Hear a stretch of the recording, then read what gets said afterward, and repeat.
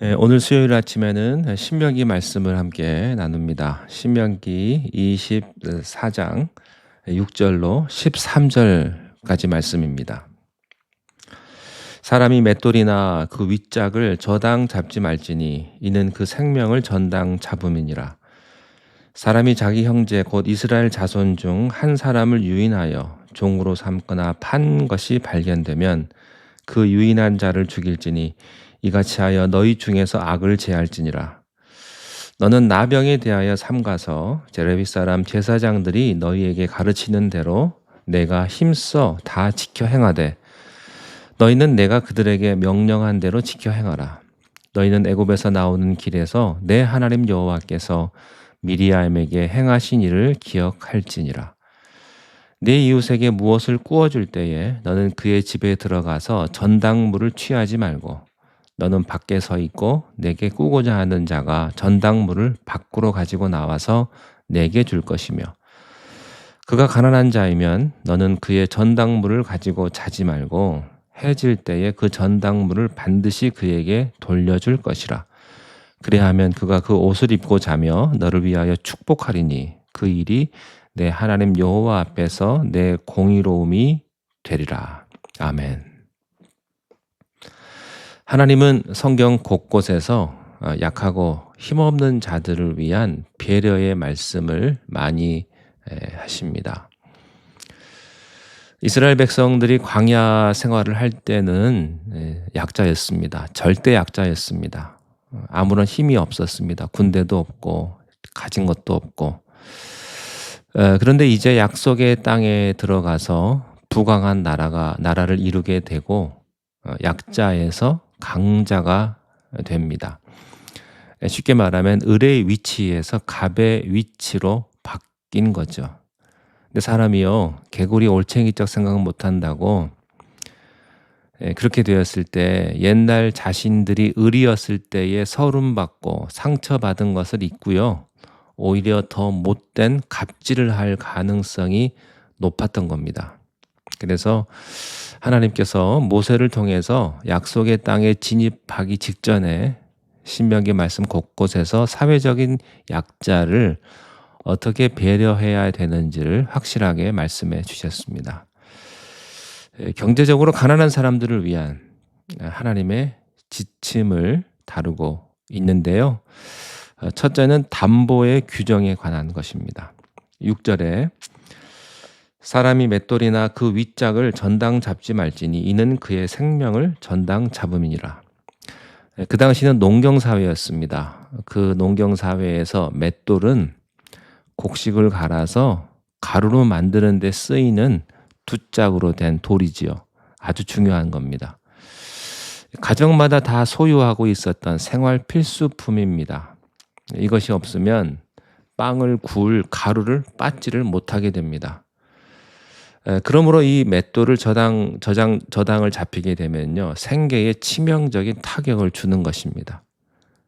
근데 어떤 사람은 치사하게 그 맷돌의 그 위에 짝만 뜯어가는 사람도 있었다고 합니다. 아주 약오를 하고 그렇게 골탕을 먹이는 사람도 있었다고 그래요.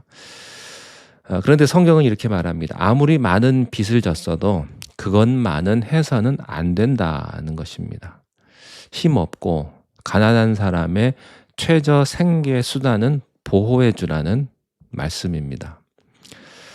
또 10절과 13절까지도 계속해서 담보에 관한 말씀을 해주세요. 10절에 내 이웃에게 무엇을 구워줄 때에 너는 그의 집에 들어가서 전당물을 취하지 말고 너는 밖에 서 있고 내게 꾸는 자가 전당물을 밖으로 가지고 나와서 내게 줄 것이며 그랬어요. 일단 율법에서는 이스라엘 동족들끼리는요, 무엇을 구워줄 때 이자 받는 것이 금지되어 있었습니다. 하지만 담보는 요구할 수가 있었어요. 그런데 어떤 경우에도 채권자가 채무자의 집에 함부로 일방적으로 쳐들어가서 빨간 딱지를 붙일 수가 없다는 겁니다.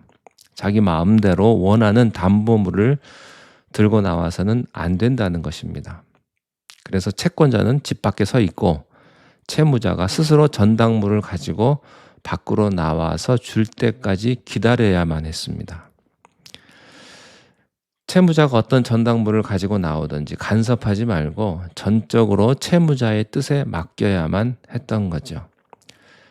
이것은요, 비록 사정이 어려워서 빚을 지긴 했지만 가족들 보는 앞에서 나와서 줄 때까지 기다리면서 채권자가 집안까지 무례하게 들어와서 함부로 아무 물건이나 들고 나감으로 이 채무자가요, 가족의 마음에 치명적인 자존심, 거기에 상처를 줘서는 안 된다고 하는 하나님의 뜻이었습니다.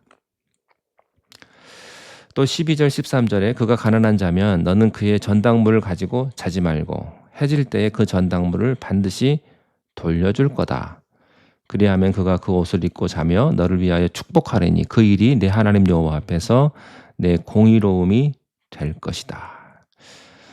반드시 빚을 갚겠다는 성의나 신용의 표시로 채무자가 제시한 담보물을 가지고 올 수가 있었는데 그 담보물을 가지고 그래도 하루 해를 넘겨선 안 된다는 것이었습니다. 왜냐하면 그 당시에 가난한 자가 제시할 수 있는 그 담보물이라는 게 뻔했습니다.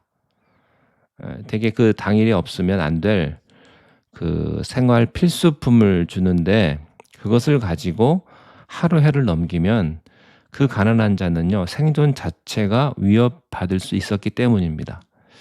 예를 들어 그 당시에 담보물로 겉옷을 많이 벗어줬습니다.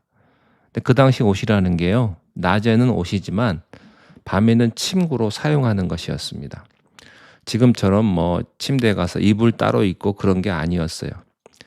가난한 사람들은 겉옷이랑 이불을 같이 쓰는 것이었는데 이게 밤이 되면 반드시 돌려줘야 되는 게요, 중동의 날씨는 일교차가 심해요.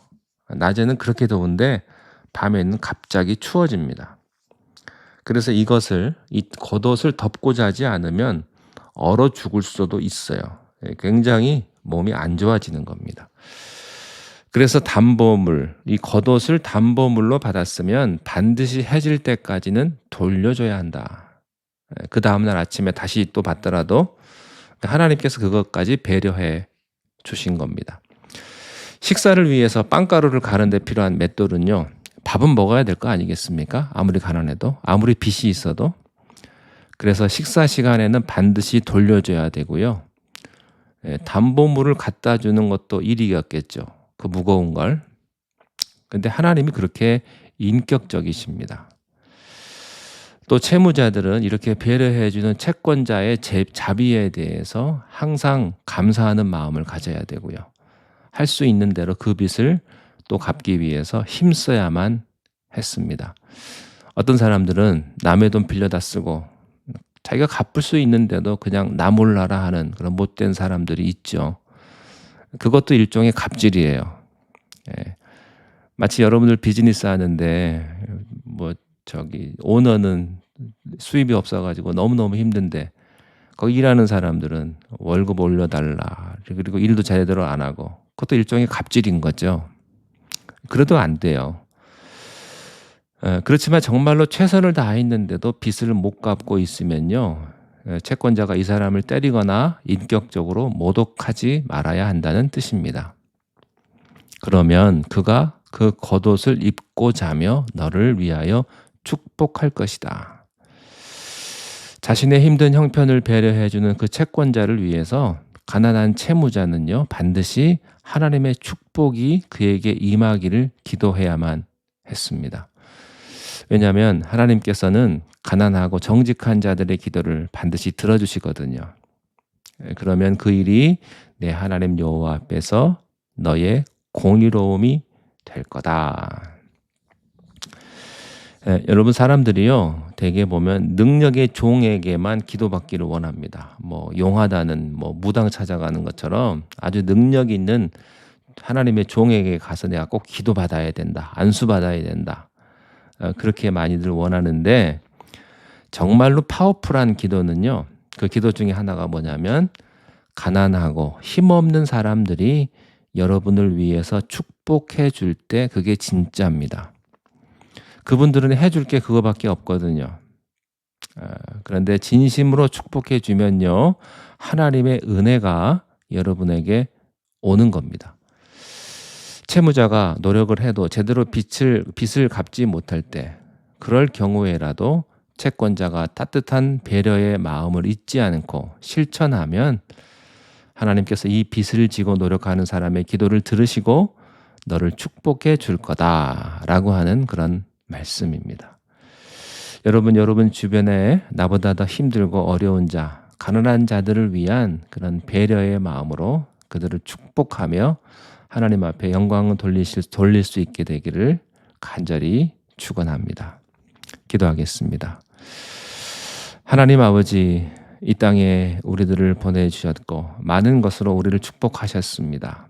나의 것으로 하나님을 섬기며 또한 주변에 소외되고 어려운 자들, 가난한 자들을 위해서 그들을 섬기며 배려할 수 있는 그런 마음을 하나님 우리에게 허락하여 주시고 봉사하며 아낌없이 나누어 줄 수 있는 그런 넉넉하고 자비로운 마음을 우리 모두에게 허락하여 주시옵소서. 예수님 이름으로 기도하옵나이다. 아멘.